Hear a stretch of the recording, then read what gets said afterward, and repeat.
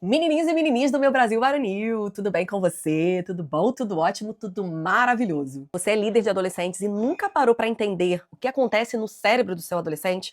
Você acha que tudo é espiritual? Eu preciso que você assista esse vídeo até o final para que, como líder, você se posicione e saiba orientar e lidar com situações e questões que seu adolescente está vivendo aí na sua igreja e você está perdidinho. Vamos lá? Eu vou te explicar o que acontece no cérebro do adolescente, não de maneira espiritual, nem de maneira científica demais, até porque eu não sou especialista nisso. Mas trabalhando com adolescentes há mais de 25 anos, eu consegui entender e estudar um pouco as situações que nos frustram como líder, as situações que nos paralisam como líder, porque muitas vezes a gente vê um adolescente no sábado chorando na hora do culto e na segunda-feira, gente, ele fazendo as mesmas coisas que ele estava fazendo antes. Ele chorou, ele escorreu o catarro do nariz dele, aquela coisa toda. Linda, você se emocionou junto com ele, abraçou, ele jurou que ia mudar. Mas na segunda-feira ele volta para a escola fazendo os mesmos tipos de coisas que ele fazia antes, pecando do jeito que ele estava pecando. E aí?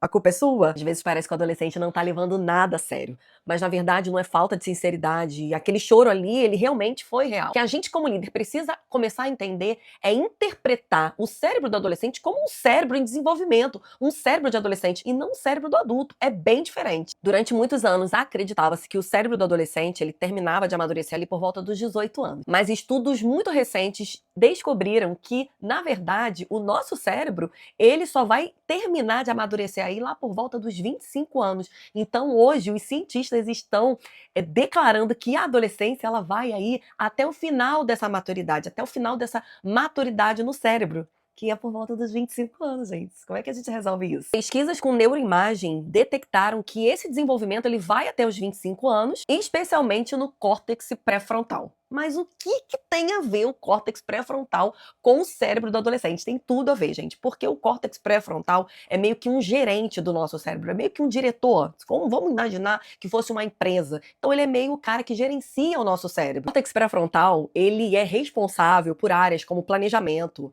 controle de risco, autocontrole, tomada de decisões, avaliação de consequências, organização, controle de impulsos e pensamentos a longo prazo. Ou seja, esse gerente tem muita coisa para gerenciar no córtex pré-frontal. E o que acontece? Não está formado. Esse diretor não sabe como trabalhar, ele está aprendendo, ele está desenvolvendo ali o seu trabalho. Enquanto isso, tem uma outra região extremamente ativa, o sistema límbico. O sistema límbico, ele é responsável pelas emoções. E no adolescente, gente, ela está a todo vapor, o negócio está pegando fogo. Por isso que se eu fosse definir a adolescência em uma só palavra, seria intensidade. Por quê? O adolescente ama intensamente, chora intensamente, sofre intensamente, sente vergonha intensamente, cria amizades intensamente e se apaixona intensamente. Ele realmente sente tudo isso, ele não tá fingindo. Quando um adolescente diz, minha vida acabou, eu não aguento mais, para um adulto pode parecer uma idiotice, mas para ele, dentro do que ele tá vivendo no cérebro dele, é muito real. Então, como líderes, a gente precisa aprender a não ridicularizar os sentimentos dos adolescentes. A gente precisa acolher e ensinar.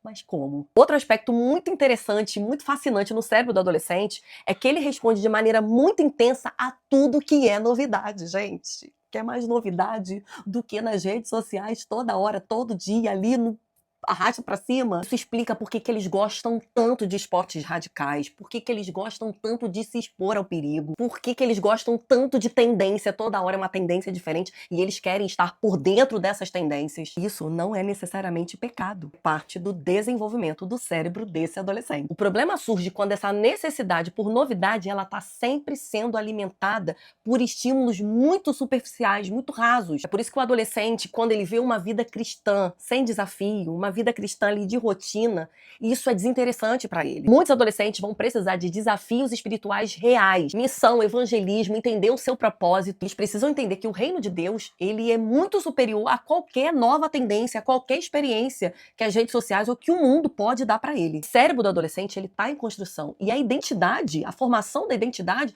acompanha, gente, exatamente aí a formação do cérebro do adolescente. Por isso que é tão importante responder algumas perguntas para o seu adolescente. Quem eu sou, qual é o meu lugar, quem me aceita, qual é o meu propósito. Se a igreja, se o líder de adolescentes não estiver disposto ou não souber responder essas perguntas, adivinha quem vai responder?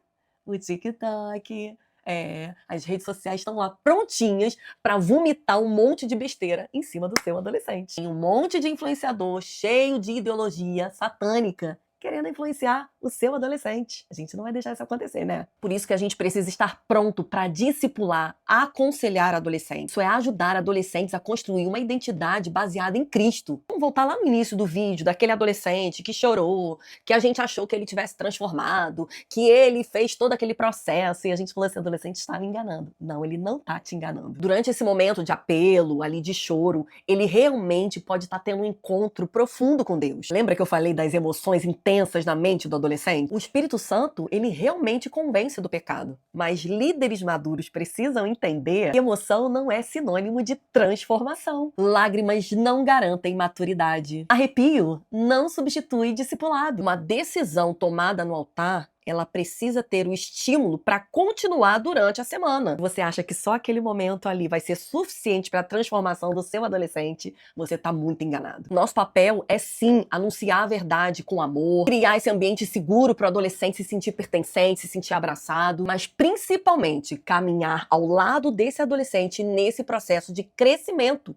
de desenvolvimento. Tá cansado de ver o adolescente se arrependendo e fazendo de novo, se arrependendo no sábado e voltando a fazer a mesma coisa na segunda? Para de pensar, meu adolescente nunca aprende, Jesus, eu tô cansado. Ao invés disso, entenda que o cérebro do seu adolescente está em desenvolvimento. Existe uma identidade sendo construída. Principalmente, existe uma batalha espiritual acontecendo. Existe um Deus que continua transformando adolescentes no dia a dia. Nosso papel não é acelerar processo, é sempre caminhar ao lado do adolescente enquanto Deus vai fazendo a obra. Para de falar que adolescente é o futuro da igreja, não é não, querido? Ele é o presente. Eles são parte da igreja de hoje. Se esse vídeo te fez pensar, compartilha com outro líder de adolescentes. E no próximo episódio, nós vamos conversar como você tem liderado meninos e meninas. Meninos e meninas sentem, aprendem, se relacionam com Deus da mesma maneira? O que a ciência e a Bíblia podem nos ensinar a respeito desse tema? Tá interessado? Já se inscreve aqui no canal, que semana que vem tem mais. Vambora!